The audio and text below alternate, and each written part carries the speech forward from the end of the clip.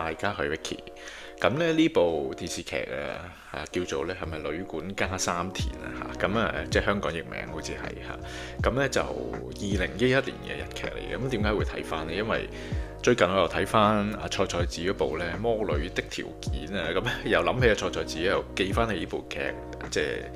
因為嗰陣時我記得咧都日本都幾收得嘅咁我嗰陣時第一次睇咧又覺得好好睇嘅覺得即係追看性好高，咁又攞翻嚟睇咁樣咯。咁可以同大家分享下，再講落去之前邀請你訂閱呢個頻道多謝你嘅支持。咁其實佢係一部咩劇呢？佢可以叫做一部懸疑嘅家庭倫理劇咁樣係咁樣分類啦，即係我自己覺得其實呢，一開頭呢就係講即係一家人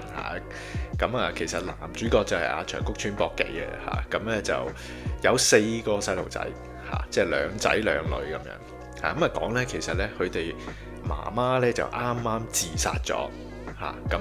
即係過咗即係頭七尾七咁樣啦屋企又立亂啦，咁需要咧揾翻個即係家傭翻嚟啦，即係女管家翻嚟啦就幫手做下家務，照顧嗰幾個細路咁樣。咁於是咪揾咗一個即係中介公司就揾咗咧，就話呢位三田嚟到做，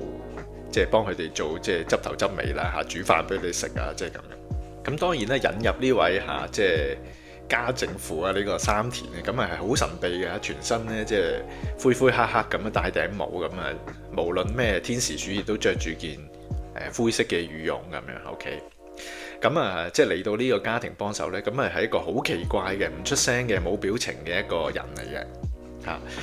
其實咧就所以咧就會引發咗好多咧好奇心呢一家人啲細路仔咁見到佢奇奇怪怪咁樣咁但係咧又講佢好聽從命令嘅，即係咧佢話咧你叫我殺人，我如果可以做到我都會做嘅即係咁樣即係好多呢啲咁嘅劇情啦咁充滿神秘感即係好有懸疑嘅呢個人係究竟係一個咩身份嘅人咧咁樣。咁當然係有佢嘅故事啦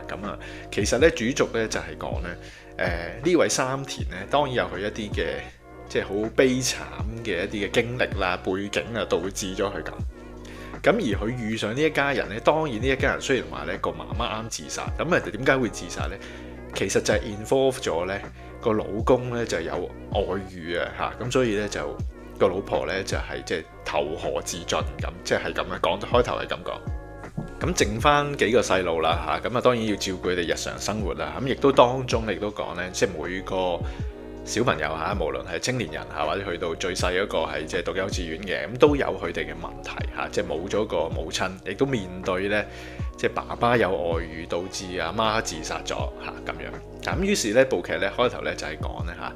即係呢個三田咧就好微妙咁咧去即係幫每一個成員去解決一啲問題亦都咧深刻令到呢個家庭咧去即係點樣去處理啦呢個危機啦或者令到各人咧係對媽媽死呢件事咧開始即係有一定嘅了解釋懷咁樣啦OK， 咁當然啦而即係後半部分或者中後段咁當然係講啦頭先講過呢個家政婦三田係充滿住神秘感噶嘛亦都咧係引發咗呢一家人咧或者嗰幾個細路咧對佢嘅好奇心好想咧去打開佢嘅心扉即係點解又唔笑又唔喊又冇表情咁成個機械人咁叫你做乜又肯做，即係好奇怪嘅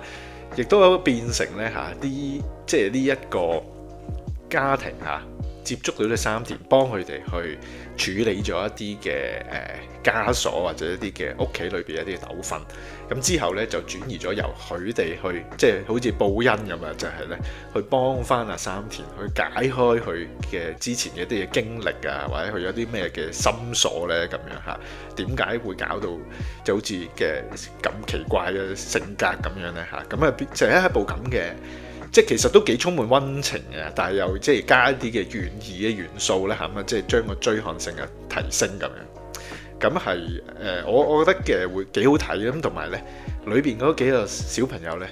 即係我會覺得係做得好好嘅，即係我覺得係好中意睇嗰幾個細路仔去即係維繫住即係呢一套劇集。咁個關鍵反而係嗰幾個細路仔，即係嗰幾個小朋友嘅成員嗰度當然即係大人世界亦都有大人世界嘅問題啦，咁但係即係其實成個即係劇集本身呢，就係其實係充滿住呢啲。即係每個人咧對一啲事情啊，或者對佢即係經歷嘅一種即係釋懷啦，其實嚇，或者係令到佢哋勇於面對一啲問題啊嚇，即係去徹底去自己去想辦法去解決一啲佢自己嘅問題嚇咁樣，即係一部咁嘅劇集咯。咁所以咧，如果呢部劇集咧5粒星滿分咧，我係會俾3粒半星。